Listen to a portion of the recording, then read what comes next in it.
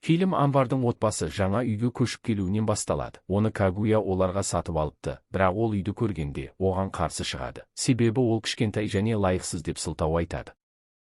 Сонда Анвар оларды тыныштандыруға тырысады және осы жаңа үйдің сұлулығына сендіреді. Оларға жәрдемдесіп, заттарын жинауға көмектеседі. Оның алдында көп сағаттық жұмыс тұр, бірақ ол оны суық қарсы алады және жалғыз қалдырады. Ал Анвар оларды мүмкіндігінше қуантуға тырысады. Алайда оның қаржылық жағдайының қиындығы барлық талаптарын қанағаттандыруға мүмкіндік бермейді, және олардың ашкөздігі анық көрінеді. Үйге кіріп, оған үйренуге тырысқаннан кейін, Анвар түскі ас сатып алуға шығады, бірақ ешкім тамақ ішуді қабылдамайды. Сонда Анвар қайғылы және абдырап қалады. Не істерін білмей, ақырында жалғыз тамақтанады, өзін сатқындық сезініп. Келесі күні Анвар жұмысқа шығады және толы адамдарға толы көліктердің шаршауын көтереді. Ал келгенде ауыр пойыздан кейін, оның алдында директор тұрады. Ол әріптестерінің алдында оны сөгіп, рахымсыз қорлайды. Анвар бүкіл компанияның алдында директордан кешірім сұрайды, бірақ директор оның кешірімін қабылдамайды және оған айқайлауды жалғастырады, оны қорлауды тоқтатпайды. Содан кейін күннің соңында Анвар үйге қайтады, бірақ жолда ұрылар бір адамды тоқтатып, оны ұрып-соғып, ақшасын тартып алғанын көреді. Сонда қорқыныш оны билейді және ол адамды қуудың немесе араша түсудің орнына жолын өзгертеді, бірақ артқа бұрылғанда қызының артында тұрғанын көреді. Сонда ол өзінің әрекетін ақтауға тырысады. Полиция шақырамын деп айтып, өзінің қорқақ емес екенін айтады, бірақ қызы оған ащы сөздер айтып, одан батыл әке болуды ешқашан күтпегенін айтады. Содан кейін екеуі үйге қайтады, және олардың арасындағы қашықтық одан бетер ауыр болады. Қайтып келгеннен кейін Анвар үйінің алдында тұрады, және кенеттен бір ит оған жақындайды. Оның жағасындағы қағазда Ако деген ат жазылған, және Анвар бұл қызының ит екенін, ол түнде ұйықтайтын жер таппай қалғанын түсінеді. Анвар итті сақтауды шешеді, олармен бірге тұру үшін, бірақ оны үйге кіргізгенде, әйелі оған ашу шақырып, итті дереу шығаруды талап етеді, себебі ол иттерді ұнатпайды. Содан кейін ол оған өзін қатысты медициналық есептерді береді, және ауруханаға қайтып, талдауларды қайта жасауды айтады. Келесі күні Анвар шынымен ауруханада болады, және тексерулерден кейін дәрігер оған қайғылы есеп береді, және оған 4-ші сатыдағы қатерлі ісік бар екенін айтады, және ол отбасын хабардар ету керек дейді. Анвар таңырқап шығады, бірақ телефонын ұмытып қалғанын есіне түсіріп, қайтып келеді де, оны алып жатқанда дәрігердің көмекшісіне Анвардың жағдайы үмітсіз, ол 3 айда өлуі мүмкін деп айтқанын естиді. Содан кейін Анвар ойы шашырап, үйге қайтады, және әйеліне шындықты айту үшін қоңырау шалады, бірақ ол оның атын көріп, қоңырауды елемейді. Мектепте Анвардың ұлы қорлық көреді, және кейбір оқушылар оның ақшасын тартып алады, ал Анвар қызына хабарласуға тырысады, бірақ ол да жауап бермейді. Керісінше, ол достарының алдында оны мазасыз әке деп сипаттайды. Отбасы үйге қайтқанда, олар оған одан бетер қаталдықпен қарайды, және ешкім оның қатысуын көтере алмайды, тіпті ол олардың барлық қалауларын орындауға тырысса да. Анвар оларға ауру екенін, өмірі 3 айда аяқталуы мүмкін екенін түсіндіруді күтеді, бірақ ешкім оған мән бермейді. Керісінше, әйелі айқайлап қайтып келгенде қысым күшейеді, ол иттен құтылуды, және оны дереу шығаруды талап етеді. Анвар итті алыс жерге апарады, одан кешірім сұрайды, байлауын шешеді және оны сол жерде қалдырады, бірақ ит оның артынан жүгіреді. Сонда Анвар иттің өзіне шынайы сүйетін жалғыз тіршілік иесі екенін сезінеді, және ол басқалардан гөрі оған жақын. Анвар тоқтап, жылайды және иттен тағы кешірім сұрайды. Содан кейін бақшада отырған, көңілсіз көрінетін бір адамды көреді. Бірнеше сәттен кейін аспанда қатты жарық пайда болады, және орасан зор жарық нысан түседі, ол оны түсіндіре алмайды. Кенеттен Анвардың көзілдірігі жерде сынып жатады, және ит қатты үреді. Содан кейін бейне оның ойынан өшеді, ештеңе түсініксіз болып қалғандай. Келесі таңда Анвар бақшада оянады және иттің жанында екенін көреді, және оның көру қабілеті қалыптан тыс өткір болып қалғанын байқайды. Содан кейін ол үйге қайтып, қалыпты әрекет етуге тырысады. Анвар отбасымен тамақтануға отырады, бірақ тамақтың дәмі өте нашар болып көрінеді, және ол оған ұнамайды, сондықтан ол көп мөлшерде су ішеді. Содан кейін ол бөлмесіне кіреді және саусақтарынан шыққан түтінді көріп, таң қалады. Ол көйлегін шешіп, денесін бақылай бастайды, және тырнағының астындағы бір түрлі құрылғыны көреді, және не болып жатқанын түсінбейді.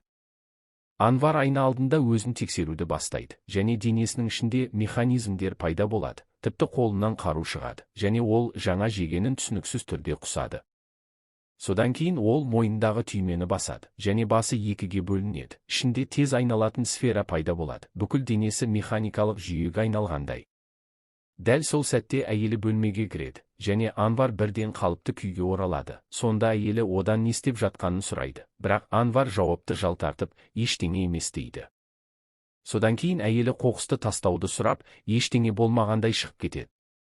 Басқа жақта біз Анвар бақшада көрген жас жігітті табамыз, оның аты Хиро, және ол Анвардың қызы Мари оқитын мектепте оқиды, бір сыныпта. Хиро өзінде табиғаттан тыс күш пайда болғанын түсінеді, сонда ол досы Чокоға барады, және оны хабардар етеді, және қашықтықтан ұшақты жарғанын дәлелдейді.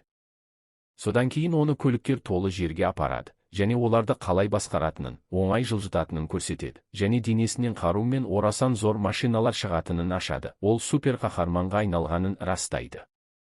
Сол уақытта Анвар жұмысқа қайтып, жолда өзімен сөйлеседі, және директор оны тағы сөгіп тастайды.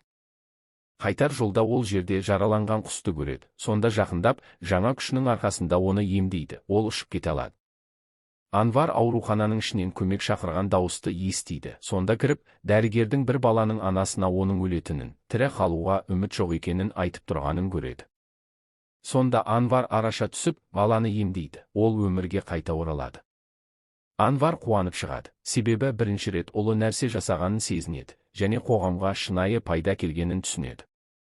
Мектепте Хиро досы Чокоға қорлық көрсеткендер алғанын қайтарады, оларды ұрып, кешірім сұрауға мәжбүрлейді, және оларды өлтіруге жақын болады. Егер Чоко оны тоқтатпаса, және сыртқа шығармаса, себебі ол қан төгуден бас тартады.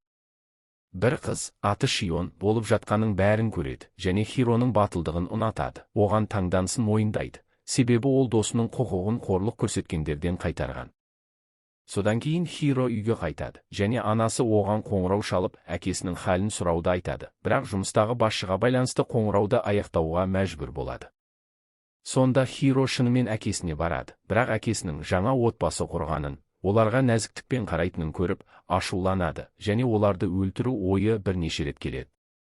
Соңғы сәтте ол ойынан қайтады, себебі әкесін әлі сүйетінін түсінеді.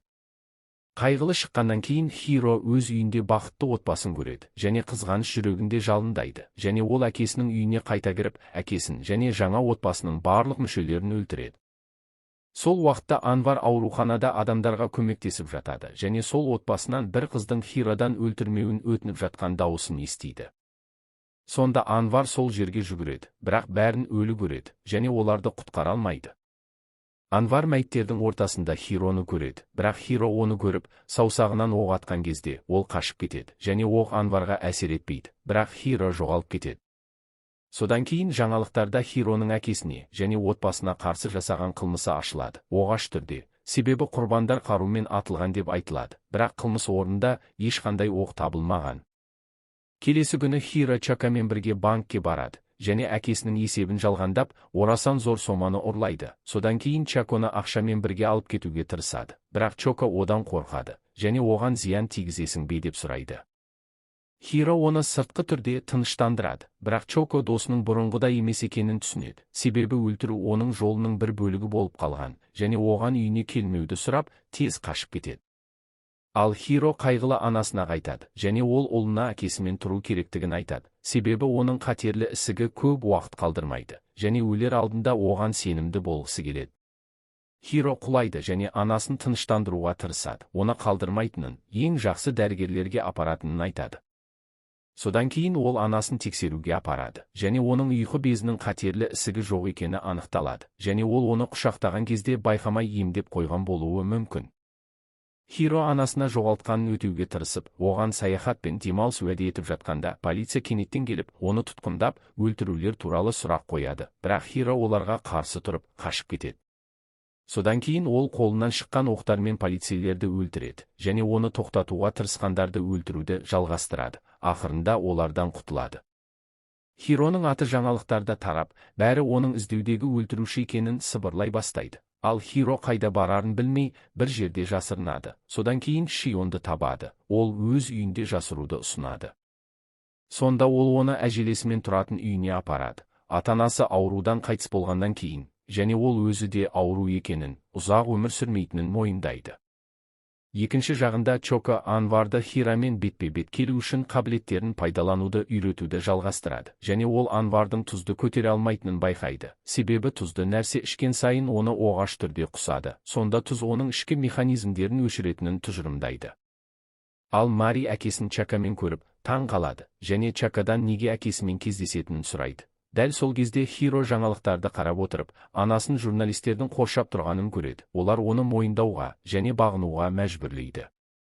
Хироның анасы адамдардан кешірім сұрайды, бірақ олар оны ашумен қорлайды. Содан кейінірек Хироның анасы пәтерінде өз өмірін аяқтағаны хабарланады. Сонда Хиро құлайды, және олардың әділетсіздігін айтып, ашуланады, және адамдардың оны және анасын интернетте қорлағанын көргенде, оның ессіздігі күшейеді. Сонда Хиро өз күшін пайдаланып, қорлағандардың құрылғыларын бұзып, оларды экранның артынан бір-бірлеп өлтіре бастайды. Анасының мекен-жайын прессаға жариялаған адамға жеткенше, және оны өлтіреді, және құрбандардың саны артады. Ешкім олардың қалай өлгенін түсінбейді. Шион Хироны тыныштандыруға тырысады. Ол барлық құрбандарын өлтіргенін мойындайды, бірақ Шион оған сенбейді, және ол адам екенін, мұны істей алмайтынын айтады. Сонда Хиро денесінен шыққан қаруларды көрсетеді. Содан кейін оны көтеріп, күш оларды аспанда ұшырады, және одан қорқасың ба деп сұрайды. Ал Шион қорқпайтынын, және оны тастап кетпейтінін айтады. Сонда Хиро оны қорғайтынын, және онымен қалатынын уәде етеді. Бірақ кейінірек полиция күштері оны тұтқындау немесе өлтіру үшін келеді, және олар атқан кезде Хиро Шионды құшағында қорғайды. Содан кейін солдаттарды бір-бірлеп өлтіреді. Бірақ содан кейін Шионның денесінен бірнеше рет өткен оқтардан өлгенін көреді. Сонда ол толық құлайды, және бүкіл қаланың кегін алып, оны жоюды шешеді. Ал Анвар теледидардан болып жатқанын көріп, көп өлімдерге таң қалады, және Хироның себепкер екеніне сенімді. Сонда ол отбасына телефондар мен компьютерлерді өшіруді, және оларға қарамауды сұрайды. Бірақ олар тыңдамайды, және Мари достарымен биік ғимараттың төбесіне шығып, көріністен рахат алады. Көшелерде Хиро экрандарда пайда болып, бәрін өлтіретінін полициядан бастап айтады. Сонда адамдар оны мазақ етеді, бірақ ол оларды бір-бірлеп өлтіре бастайды, және қалаға үрей билейді. Бәрі қашуға асығады, бірақ нәтижесіз. Сонда Анвар Чакамен бірге адамдарды құтқаруға аттанады, және Чока тікелей эфирде пайда болып, бәріне телефондарын өшіріп, тастауды сұрайды, өлмеу үшін, және көбі оның бұйрығына бағынады. Бірақ Хиро өте биік ғимаратқа шығып, қаланы қаруымен жоюды шешеді. Сонда ол зымырандар атқылайды, оқтарды үздіксіз атқылайды, және көп құрбандар құлайды.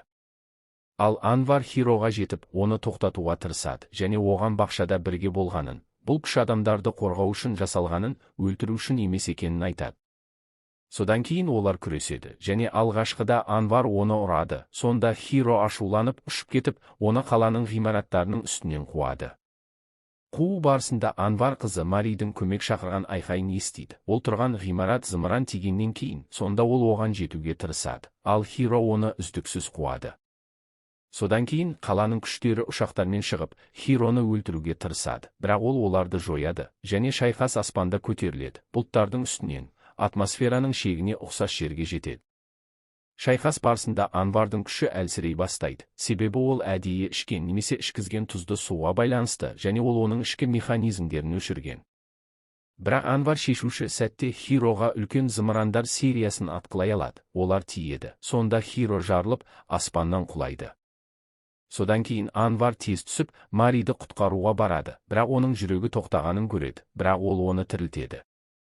Сонда Мари оны бірінші рет сүйеді, және қорыққанын мойындайды, бірақ кенеттен соққы оларды құлатады, және Хироның әлі тірі екені көрінеді. Сонда ол Анварға шабуыл жасайды, және Мариге атқылайды, оның қызы екенін түсінгеннен кейін.